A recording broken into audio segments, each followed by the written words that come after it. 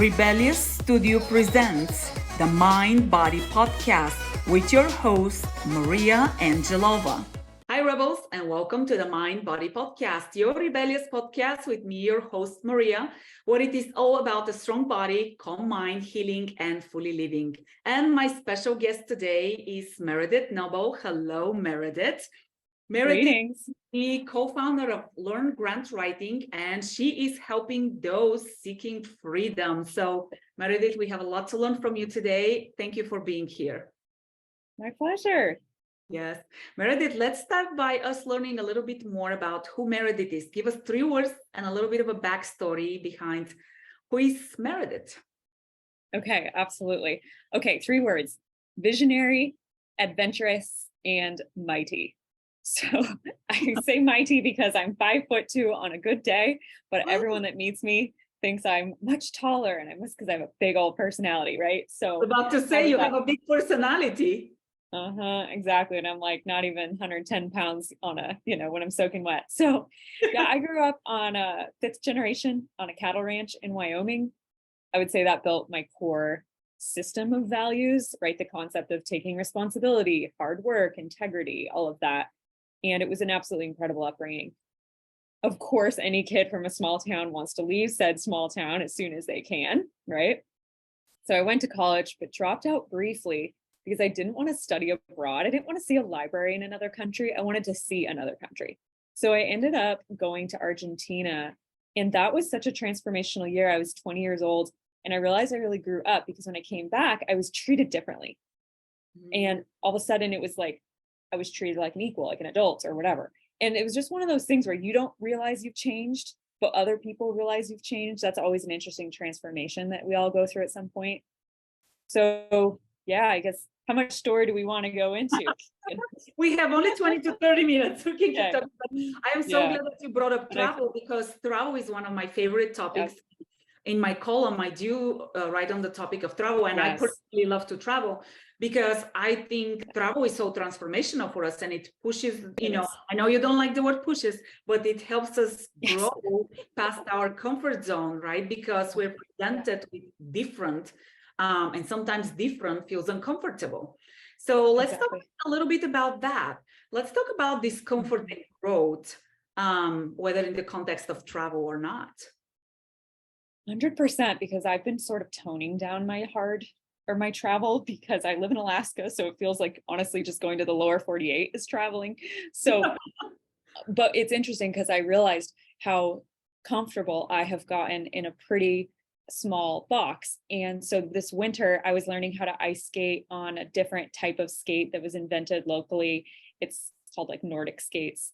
And I was so awkward, I couldn't figure it out. And I actually was like, wow, when was the last time I didn't know how to do something this badly and had to learn and was afraid of falling, but like figured it out and had a good time. And I thought, wow, like this is so vital for our development. And it's so easy to let it slide, to not actively pursue it. And so something that I took away from that was like, it is very important that I go get into something and be bad at it. And I think often we are used to already being good at things, so we forget that we were once bad at them. Yeah. Yes. Yeah. So the latest thing I want to pick up is playing the harmonica, and I'm terrible. I'll even just do a little bit before I go to sleep, and I'm like, this is so bad. Like, but it's okay because I'm like, it's okay because it brings out that discomfort. So I would agree with you that if we don't have a little bit of fear, frankly, a little bit of anxiety actually allows for higher performance, then we can't possibly grow and actually perform at our optimal levels. Yeah, I very much believe that. Speaking of things that are uncomfortable, I've always wanted to do ballroom dancing, and I've never had the opportunity until now. And I'm like, I'm going full in. And 3 sessions ago, we started working on technique. It wasn't just like, let's, these are the steps. And I kid you not, we spent 15 minutes of me getting into this position. And my teacher was like, how is that? And I was like, there's no way I can possibly move. I mean, I was like, I guess it's good, but it felt so uncomfortable. My body was in this awkward position. Literally uncomfortable. Like, wow, and this is supposed to be fast and beautiful and polished. It's just like, don't fall down type of sensation. But I hear my voices, but I'm so much more aware of them, of like, oh, you shouldn't do this, you can't do this. And you're like, oh yeah, this is exactly what I need to push me a step or two forward. So I completely agree with what you said. And I think that's why it's so important to keep company with people that make a habit of also getting out of their comfort zone. So what we do at Learn Grant Writing is help people, usually women, completely break into a new career that they have no experience in. Not only do they not know how to write grants, they don't have usually business experience either. So it's like a double whammy. We're going for the graduate degree and the MBA, right?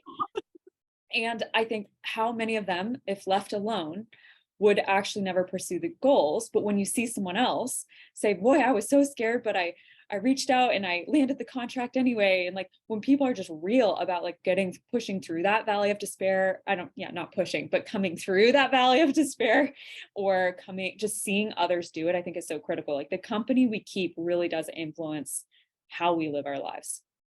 100%. I always talk about the power of the tribe. And I always tell people your tribe will make you or break you. So if you want to grow and evolve, then you surround yourself with people who grow and evolve.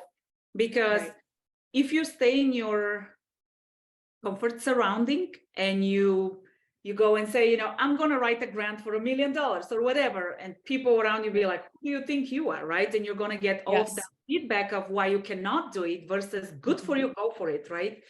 Versus, and then I think the other powerful piece is sometimes we feel as humans that we're on an island and we're the only one who has fears and doesn't feel comfortable and has doubts. And when you hear other people who are going through the same growth journey share that, and you're like, oh, it's almost like I feel normal. Yeah, and 100%. And then as we go through our steps and experiences, it gives us empowerment of like, wow, I just got on new skates and I managed to, not hurt myself. And it actually became... That's actually, that jogs an old memory from when I was first started grant writing. I landed this job. I had barely any experience at all. And I was describing to a friend, I'm like, they're going to figure out I have no idea what I'm doing. Like, I feel like such an imposter, blah, blah, blah. And she said, there's a thing for that. It's called imposter syndrome. And she like named it. It was the first time I'd heard it. And then also, my opinion about the concept has evolved over time. But at that moment, I was like, oh, so this is just like a human pattern. This is a thing we experience. And it actually lost its sizzle right then and there by being able to name and kind of call it out. So like, I don't struggle with imposter syndrome ever anymore. Like, it's just not a problem. But I'm so grateful. I was like, oh, okay, so this is like a human experience. Right. It's not just a Meredith or Maria experience. It's like... Darn right. Yeah, exactly. So Meredith, how did you go into grant writing?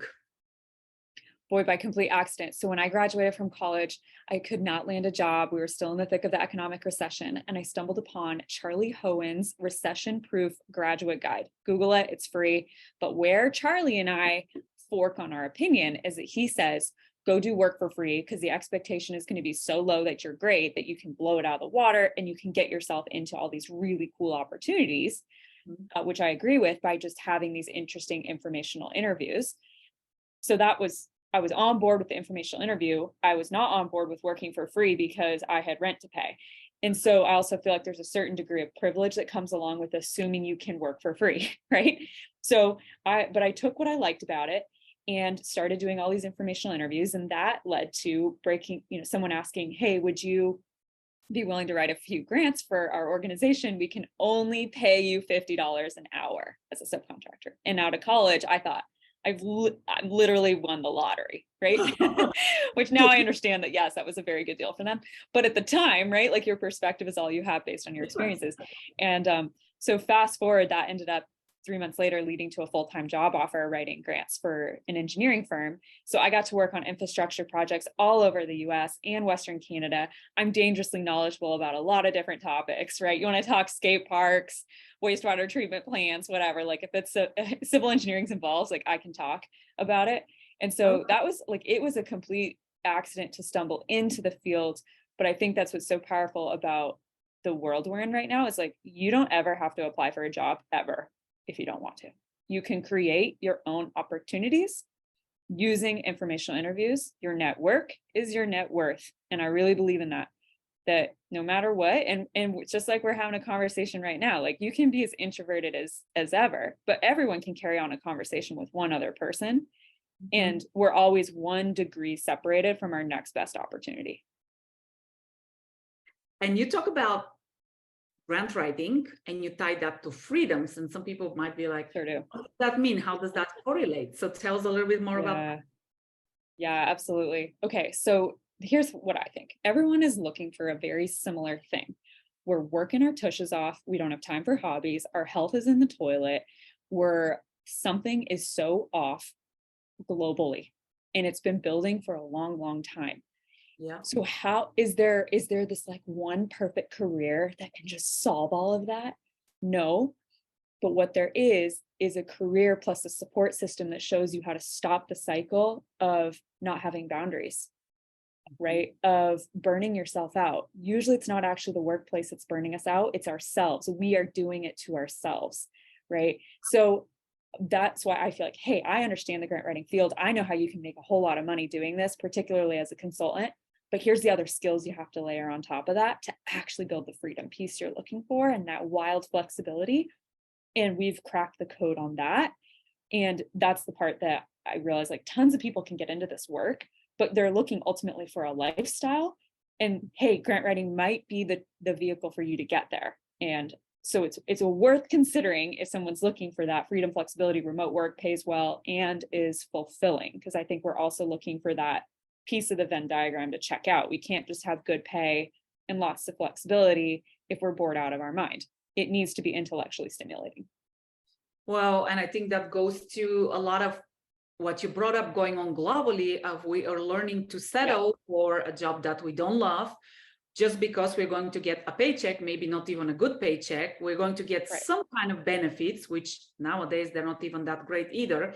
And we're going to be miserable day in and day out without, like you said, doing any of the things that we enjoy doing.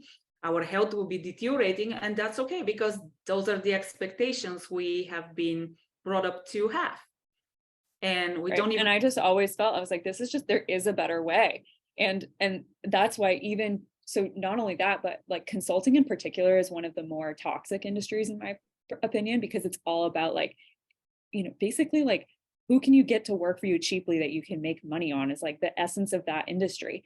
It's like, wait, how do we shift this entirely so that that culture can just die?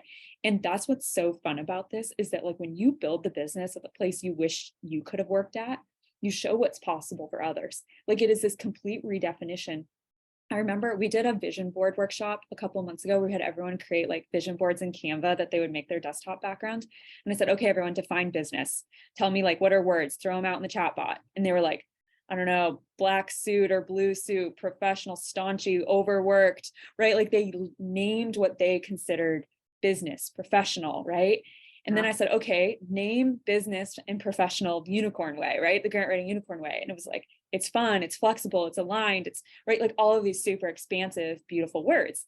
And I was like, yeah, see, like we can redefine what it means to be in business. And that's what's so powerful to me. I think that also goes to me. I also ask that same question in the context of success. What does success mean? A couple of weeks ago did an event at a local middle school, and I asked the kids, so this, if you think about it, they're like kids probably 11 to 13, 14 years old. Sure. I asked them, what's a good job? And most of them said a good paycheck, a good location, good benefits. They probably have no even idea what benefits means, right? Yeah, right. Only one kid who said it brings you happiness. But that was not the concept. Wow, that conditioning is so young, but it's what they're seeing at home. That's just why it's so, so vital. I'm like, if you're not doing, like when people, that just gets me thinking about something. So like often women have a really hard time charging enough for their services, right? Huge issue to overcome that mindset block. And I'm like, look, if you can't do it for you, you're doing it for your daughter. You're doing it for the other little boy that's in the neighborhood that's seeing, wow, that woman, she's like a normal chick, but she makes like good money and gives to the community. And she like, her kids get to do fun things, or she give, you know what I mean? Like it's, if you can't do it for you, do it for the next generation, because you're showing them what's possible.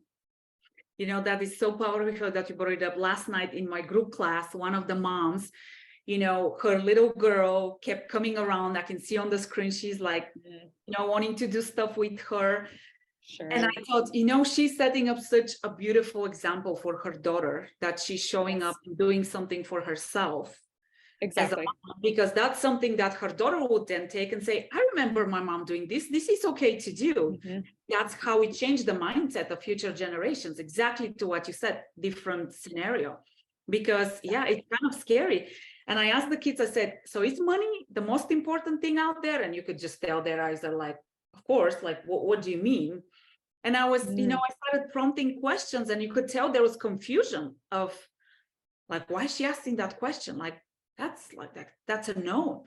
But it's the same thing when I ask, how do you define success? Okay, you have a great successful type though, you're miserable, you can't sleep, your body is falling apart. Is that really success?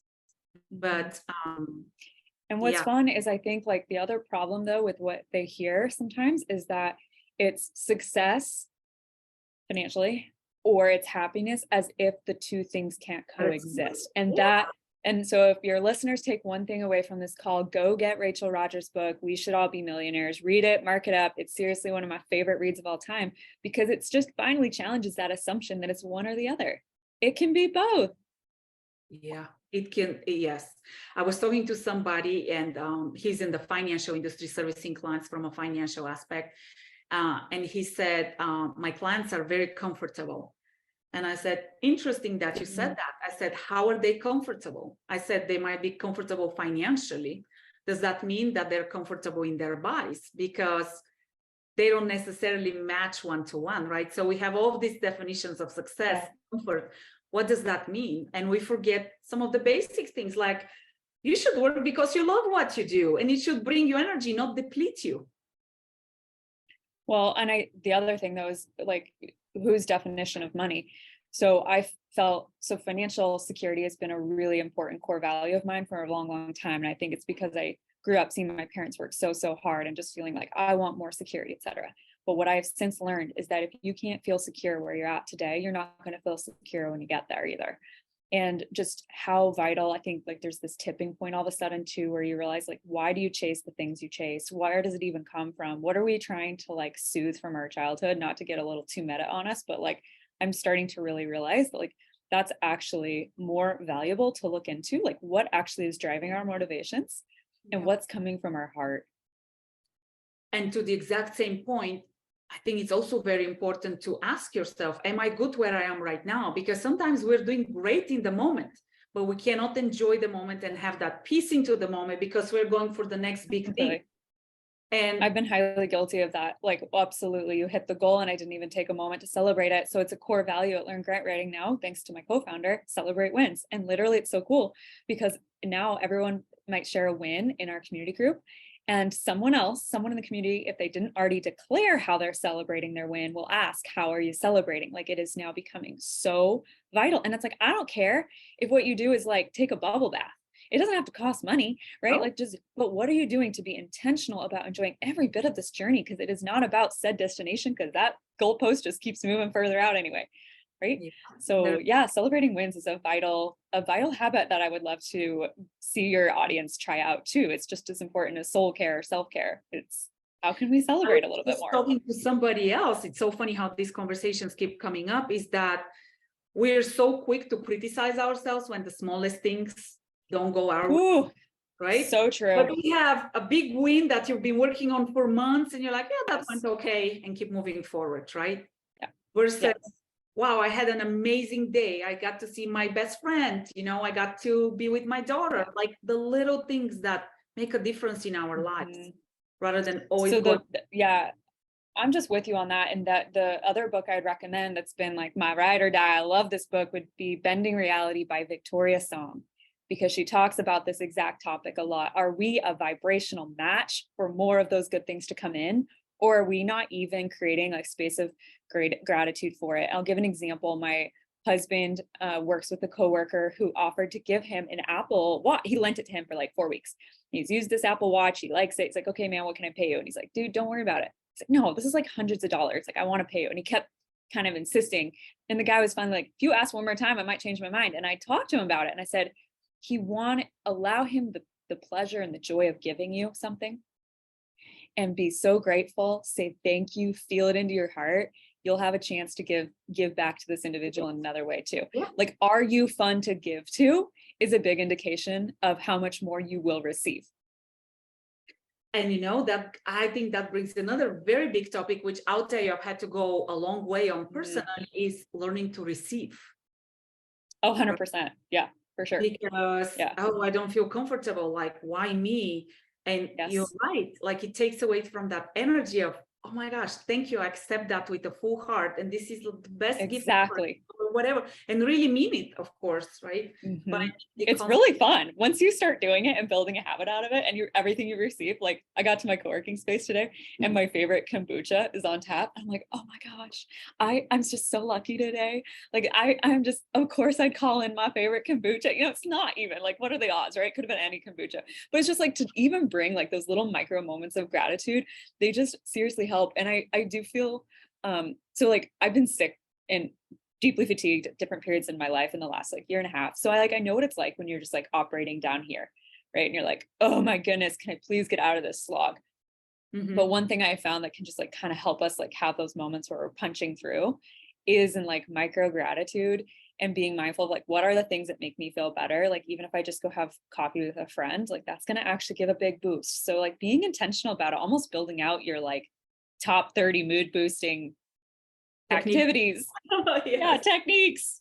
I will tell you, I start and end each day with gratitude. It doesn't have to it doesn't have to be big, right? But there's so many things have to be big to really be grateful about every day. Just the fact that you're waking up, that you're breathing, that you can think, that you can see. Like, there's so many things to be grateful for, and we forget. Meredith, it's so exciting to talk to you. Okay, tell us, I know you love to read. Do you have a favorite quote or a piece of inspiration you want to leave us with? Okay. Yes. Let's see. Which one? All right. I believe the secret to happiness. So this isn't a quote or anything. This is just my philosophy, folks. I believe the secret to happiness is taking responsibility. And so I want everyone to spend a little bit of time with that concept and let me know what they think. But essentially, when we take radical responsibility for the outcomes of our life, and we say, I'm no longer going to feel like I'm a victim of this or think life is happening to me, instead life is happening for me, it gives us the agency to make decisions that completely change the direction of our life. So I have gone through multiple times in my life where I'm like, I'm no longer happy, didn't like being at my last job, or I'm not happy in a relationship anymore, or like these things happen. But it takes taking responsibility to then take the brave action that correlates with it to could do a little course correction. And so I guess my advice would be like, for any, a lot of people are diehard take responsibility, people like me too, but it's all a spectrum. And so I would just challenge, like, where in my life can I take responsibility and own that? Because I really do believe that it is the secret to happiness. Yeah, I really think they're directly proportionally related. So very much agree with that. All right, Meredith, let's hear your definition of rebellious. Okay, so it is looking convention in the eye and consciously choosing to find another path that is aligned for you without trepidation. So I've thought about this a while because you prepped me on that question. So I'll read that again. So I think it's looking convention in the eye, consciously choosing to take another path that is aligned for you without trepidation. And I'll give a really cheesy example of how like I've been rebellious. So in high school, I was a little troublemaker, like truly the flip side of good rebellion. Like I was the bad rebellion. And so I grew up in a small town, and all these kids in my class paid a ton of money to have a limo come over from like 2 hours away from the nearest town. And I thought, that is so stupid. Like, let's use the resources we have. So I ended up finding literally this cowboy named John Wayne. He had a bunch of donkeys and a wagon, and he took my wedding or prom crew to prom with donkeys and literally this John Wayne cowboy taking us. And I showed up to prom in cowgirl boots instead of heels. And, just this, it's just like, there's a different way to do things at every step, at every turn, right? It doesn't have to look a certain way. Like I look convention in the eye of like what a normal prom dress looked like, and getting a boutonniere and like all of that. I was like, I don't want to do it. And so instead I chose something that was more aligned for me and had no trepidation about it. Right. And it made the front page of the newspaper, not the limo. Right. So go ahead. Sorry. No. That's it. Go for it. I love the word aligned because I talk about alignment a lot. and it's alignment with yourself. And I think you said it made the front page, because I think authenticity nowadays is so rare. We're so taught to fit into the box, and anything that's out there, you know, I don't want to wear this dress. I'm a girl, I don't want to wear a dress, right? Okay, like what's wrong with that? But we have all of these expectations that are wrapped around us, and and it's inspiring. I think it's empowering to others, where they're like, oh, look, she did that. I can do something rebellious like that. So yeah, totally. I was at Rachel Rogers had her first conference in Puerto Rico this year. And there was it was just the most well-dressed, fun group of people ever. I mean, it was fantastic. There were no just boring black and blue suits there. I mean, everyone was dressed to the nines, gorgeous hair, everything. But what was fun is that there was a panel of 8-figure business owners on the stage. And what stood out between the 7-figure business owners and the 8-figure business owners, time and time again, was the 8-figure business owners were so authentically them. They were just in it. It radiated. It was their soul speaking and existing. Whereas I can feel this in myself too. Like sometimes I still kind of adapt myself to maybe the environment I'm in or how I feel like I'm supposed to show up in that space. Sometimes bringing a pretty big masculine energy, because that's sort of this like weird conditioning I have, right? Yeah. And it was so fun to look at those 8-figure business owners, because they're like, you know what? There's a direct correlation here. I think you have to lean all the way into that authenticity, get to know yourself, which isn't an easy undertaking. That's the hardest part. Is it's like, well, who am I authentically? Like, I know the moments of what it looks like, but what does it look like to radiate 24/7? And then I believe that that higher level of success follows. I 100% believe, just based on my personal experience, I feel it's a process, right? I almost feel like it's a parts of like the walls around me are chipping every day, and the real me keeps coming out more and more. And I feel it, because the more I feel like myself, the more things flow, right? The more beautiful life becomes. I don't know, I feel everything, but it's just so different, and it's even hard to describe. Yeah, I'm with you on that. So every year, instead of setting a New Year's goal, I ask a question. So the question last year was, does this person and or situation make me feel secure? Because when I am secure, I can be my authentic self. And so I had to make some tough calls. There were people I had to cut out of my life. There were routines I had to cut out of my life. I mean, there was some like hardcore pruning happening to answer the question of, am I truly myself in this situation, in this presence of this person? But wow, did it pay off? So it's true that there is definitely a direct correlation to, like, if you are able to even show up as yourself, well, what is your environment? Do you feel safe in your environment to do so? Yeah, that takes us back to where we started, the tribe. And sure did. Founding yourself. All right, Meredith, where can people follow you, find you, read more about you, find out about your business, social media? So great. I've been kind of quiet on social media. So I would say the best thing would be, like, if you want to learn about grant writing, learngrantwriting.org. Otherwise, I'd say find me on LinkedIn. So Meredith22. You can find me on Instagram, Meredith.Noble.